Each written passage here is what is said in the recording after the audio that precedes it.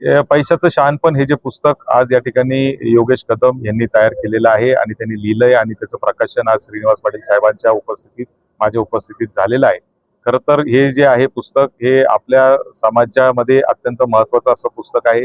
विशेष करून महाराष्ट्रातला शेतकरी समाज, बहुजन समाज जो आहे, ज्याला पैसा आणि व्यापारी वृत्ती ज्याच्यामध्ये नाही, अशा लोकांनी हे पुस्तक निश्चितपणे वाचलं पाहिजे। ती वृत्ती आपल्यामध्ये आली पाहिजे, जेणेकरून आपल्या भावी पिढ्यांचं जे शाश्वत आपलं जे भविष्य आहे त्याला एक दिशा देण्याचं काम निश्चितपणाने या पुस्तकाच्या माध्यमातून होईल। तुमच्याच भागात एक प्रश्न आहे, पुणे नाशिक हायस्पीड जो आहे तो रद्द झालेल्या बातम्या ट्विट पण तुम्ही केलं, काय सरकारची भूमिका योग्य वाटते? तुम्हाला जो तुम्ही विधानसभेत आवाज उठवला त्याला कुठेतरी मुख्यमंत्र्यांनी बदल दिले?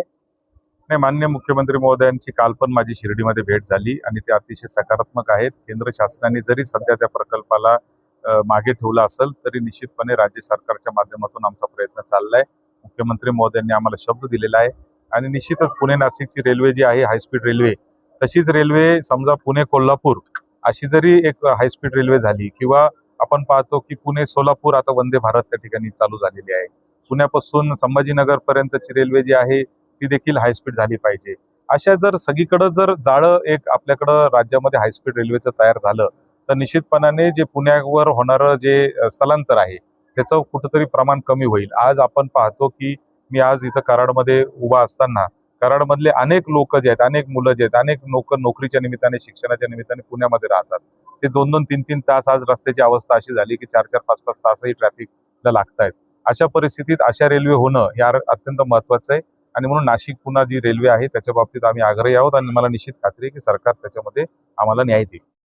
काँग्रेस जनता पार्टी सध्या आपण पाहता तरुणांच्या मध्ये ही एक खतखत आहे, तुम्ही तरुण आमदार आहात, कशा पद्धतीने या पार्टीकडे पाहता या विचारात? आपण पाहिलं तर तरुणांच्या खूप मोठ्या अपेक्षा आता सरकारकडून आणि एकंदरीत व्यवस्थेकडून आहेत आणि त्या अपेक्षा पूर्ण करणं हे सरकारला आणि व्यवस्थेला शक्य नाही आणि त्याच्यामुळे निश्चितपणाने जे आहे ते अशा पद्धतीचं जे व्यासपीठ तयार होतं त्या व्यासपीठावर मोठ्या पद्धतीने प्रतिसाद मिळतो आहे।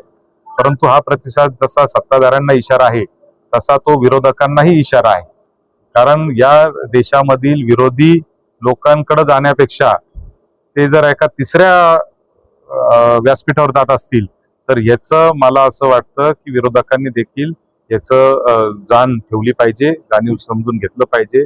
हा प्रश्न काय फक्त कोणाच्या तरी विरुद्ध किंवा कोणाच्या तरी बाजूनी असं त्याला स्वरूप न देता, कारण असं कुठलंही व्यासपीठ तयार झालं की विरोधक खुश होतात, त्यांना असं वाटतं की आता बघा सरकारच्या विरुद्ध वातावरण तयार होतंय। सरकारच्या विरुद्ध तयार होत असतं, वातावरण तयार होत असताना ते लोक तुमच्याकडे येत नाहीये तर तिसऱ्या कोणत्या तरी व्यासपीठाकडे जात आहे, याचं तरी मला असं वाटतं की थोडंसं चिंतन हे विरोधकांनी देखील केलं पाहिजे। पैशाचं शहाणपण या पुस्तकासाठी आलं, तर आर्थिक नियोजन कसं करावं यासाठी हे पुस्तक तुम्ही असल्याचं सांगितलं लेखकांनी। ही शहाणपण सरकारमध्ये आहे का सध्याची अर्थव्यवस्था ढासळते असं वाटतं?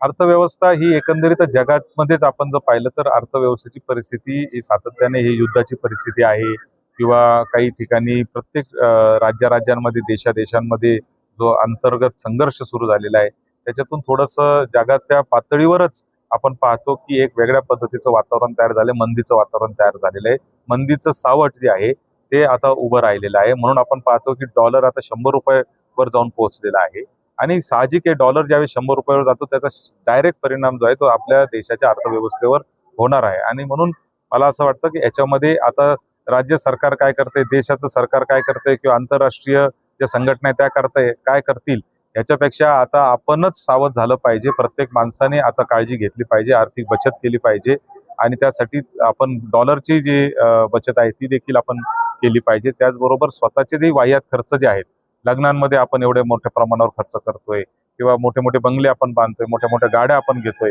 या सगळ्या गोष्टीवर आता कुठेतरी आपणच स्वतःवर निर्बंध आणणं मला असं वाटतं काही काळासाठी अत्यंत गरजेचं आहे।